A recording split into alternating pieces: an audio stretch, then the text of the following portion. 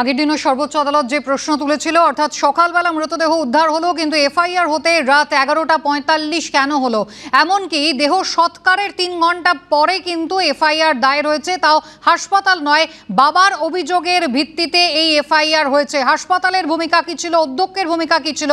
গত পরশু কিন্তু সর্বোচ্চ আদালত এই প্রশ্ন তোলে এবং এখানেও আজকে সলিসিটর জেনারেল তিনি বলছেন যে ভিডিওগ্রাফির জন্য কিন্তু সহকর্মীরাই চাপ দিয়েছিলেন এবং ভিডিওগ্রাফি করা হয় ময়না তদন্তে। সৌভিক মজুমদার আমাদের প্রতিনিধি রয়েছেন আমাদের সঙ্গে। সৌভিক, গত পরশু আমরা ঠিক যেভাবে দেখেছিলাম আজও কিন্তু সেই একই রকমের দেখা যাচ্ছে, হিয়ারিং চলছে এবং সেখানে একদিকে সেই সময় সীমা নিয়ে যেমন সর্বোচ্চ আদালত প্রশ্ন তুলছে, তার পাশাপাশি একেবারে হিয়ারিং এর শুরুতেই দেখা গেল কর্মবিরতি প্রত্যাহারের জন্য আজ ফের আবার বলছে সুপ্রিম কোর্ট।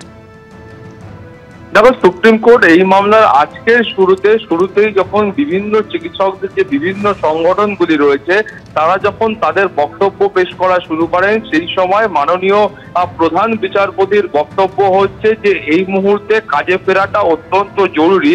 অর্থাৎ চিকিৎসকরা যে কর্মবিরতিতে রয়েছে সেই কর্মবিরতি প্রত্যাহার করে তাদের কাজে ফেরাটা এই মুহূর্তে সর্বাধিক গুরুত্বপূর্ণ বলে সুপ্রিম কোর্টের মাননীয় প্রধান বিচারপতি ডিওয়াই চন্দ্রচূড় মনে করছেন। তার কারণ তিনি যেটা বলছেন যে এই মুহূর্তে বহু সাধারণ মানুষ রয়েছেন, বহু রোগী রয়েছেন যারা কিন্তু চিকিৎসার অপেক্ষায় বসে রয়েছেন এবং তারা উপযুক্ত চিকিৎসা পাচ্ছেন না।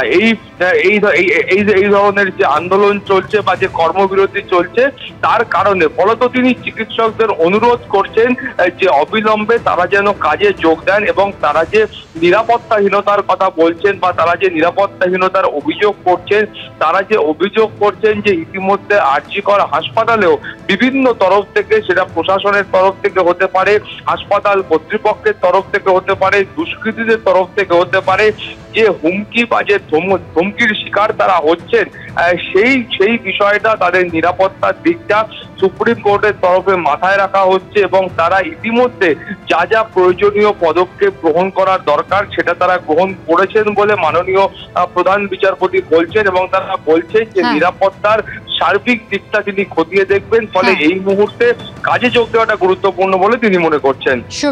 সঙ্গে থাকো।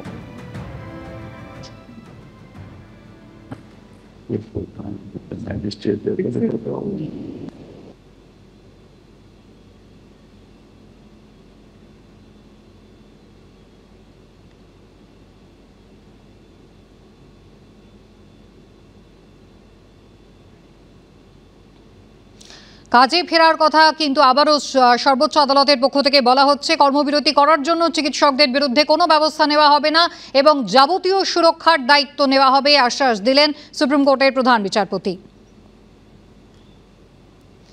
সৌভিক রয়েছেন আমাদের সঙ্গে এই মুহূর্তে টেলিফোন লাইনে। সৌভিক, আর কি বললেন প্রধান বিচারপতি?